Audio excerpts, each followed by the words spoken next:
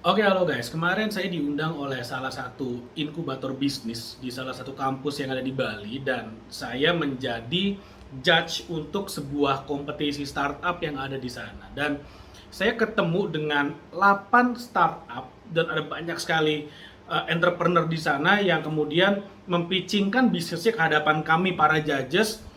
Dan setiap kali ada yang pitching, setiap peserta saya selalu menanyakan, siapa market ideal kalian?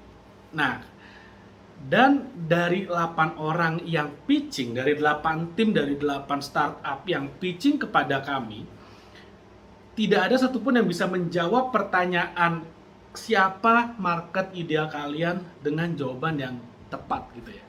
Maksudnya apa jawaban yang tepat? Saya kasih contoh.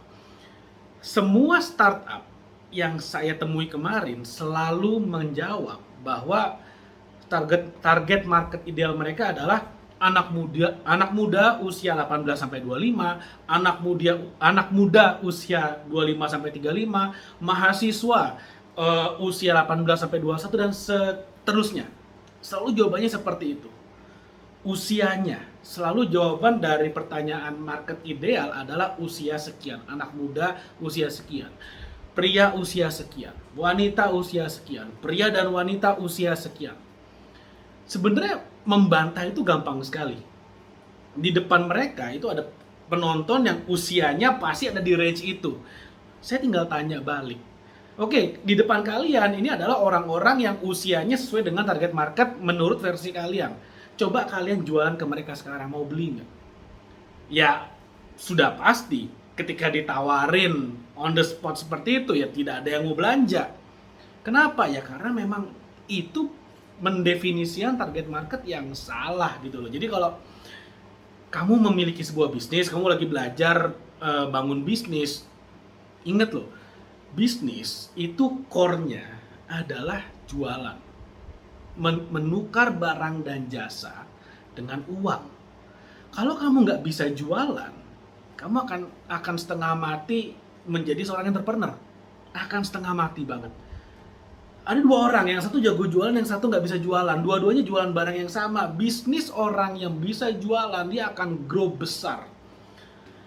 Produk sebagus apapun, kalau entrepreneurnya nggak bisa jualan, matilah sudah. Nggak akan bisa ngapa-ngapain, percuma. Saya punya tim HRD yang hebat, saya punya tim finance yang hebat, saya nggak bisa jualan, berantakan. Tapi sebaliknya, saya nggak punya tim HRD yang bagus, saya nggak punya tim finance yang kuat, catatan perpajakan saya berantakan, tapi saya jago jualan, paling tidak saya punya omset. Meskipun nanti omsetnya akan bocor sana sini, tapi paling tidak akan bisa lebih survive daripada kalau nggak bisa jualan. Penyakitnya adalah banyak entrepreneur yang berpikir bahwa saya ingin menciptakan sebuah produk yang bagus, saya ingin memberikan value, saya ingin menjadi problem solver, tapi kemudian mereka nggak bisa jualan. Ya udah, bubar aja gitu loh. Ya nggak bisa. Problem apa yang mau di solve kalau kita nggak bisa jualan? Nggak bisa. Harus bisa jualan. Nah, sekarang kita harus paham dulu nih. Kalau kita mau jualan, kita harus tahu kita akan jualan ke siapa. Inilah yang dinamakan dengan marketing. Marketing artinya effort untuk bisa mencapai, membuka jalan kita menuju pasar yang kita inginkan. Kita harus tahu pasarnya siapa. Contoh, untuk barang yang sama, kita bisa fokuskan ke dalam market-market yang berbeda tergantung dari siapa yang mau kita layani. Misalnya, saya jualan susu. Saya jualan susu protein misalnya. Saya jualan susu. Kalau misalnya kita anak fitness, anak gym pasti ngerti lah ya. Susu protein, whey protein gitu. Yang fokusnya adalah untuk membantu para gym mania, para fitness mania untuk bisa mendapatkan asupan protein yang cukup. Contoh produknya itu biar saya gampang nih. Dua orang, satu orang jualannya adalah target marketnya adalah orang-orang yang habis nge-gym. Sama-sama susu whey protein, yang satu jualannya adalah ke orang yang fitness mania. Yang satu jualannya adalah ke ibu-ibu yang lagi habis melahirkan. Dua-duanya, kedua market ini sama-sama membutuhkan protein yang besar, dalam jumlah yang besar. Kenapa? Karena yang satu adalah orang-orang yang nge-gym tadi adalah orang-orang yang merusak otot mereka di gym, ototnya rusak, mereka perlu protein supaya ototnya bisa recover. Dengan ototnya di recover, ototnya akan grow. Mereka perlu protein dalam jumlah besar. Ibu-ibu yang lagi melahirkan, yang habis melahirkan, perlu protein dalam jumlah besar. Kenapa? Karena untuk ASI mereka perlu protein supaya anaknya tidak kekurangan protein. So, dengan produk yang sama, yang satu di branding adalah untuk fitness, yang satu di branding untuk ibu melahirkan. Ibu yang habis melahirkan, yang lagi menyusui. Dua-duanya perlu protein yang tinggi. Apa dampaknya? Yang satu, story-nya itu adalah Anda habis nge-gym, ingin otot Anda cepat besar, minum protein ini. Yang satu message-nya adalah Anda adalah ibu menyusui, Anda perlu protein supaya anaknya tidak kekurangan protein, tidak kekurangan gizi sehingga pertumbuhan otaknya maksimal. Nah, inilah nutrisinya. Dengan kita tahu siapa marketnya yang ingin kita capai, siapa market yang ingin kita penetrasi, dengan kita tahu informasi ini, maka story yang kita bangun, message yang kita bangun menjadi jauh lebih fokus.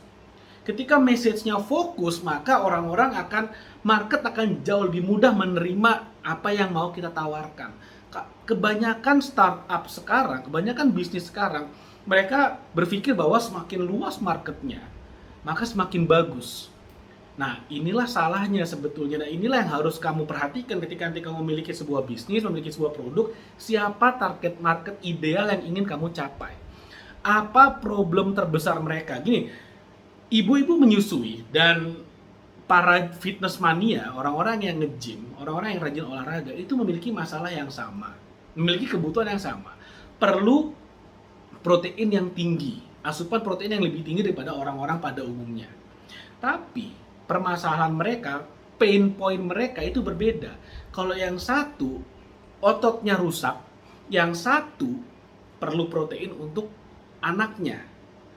Pain point-nya berbeda, memerlukan solusi yang sama, sehingga story yang kita bangun itu bisa lebih fokus kepada mereka. Jangan menjadi one fit for all. Kenapa? Karena biayanya akan menjadi sangat besar sekali. Ketika kamu menjual untuk semua orang, kamu menjual bukan untuk ke siapa-siapa. When you are selling to everybody, you are selling to nobody sebetulnya. So, kamu harus selling to somebody dan harus laser fokus ke sana. Itulah yang membedakan antara seseorang atau sebuah bisnis yang bisa membangun target marketnya dengan baik dan sebuah bisnis yang pada akhirnya tidak akan bisa menjual kepada siapa-siapa. Mudah-mudahan apa yang saya share bermanfaat. Jangan lupa like video ini dan share video ini, karena setiap hari saya akan terus sharing tentang tips dan strategi yang akan membuat kamu menjadi semakin pintar dan membuat kamu semakin naik level. So, subscribe YouTube channel ini. Thank you dan sampai ketemu lagi di video berikutnya.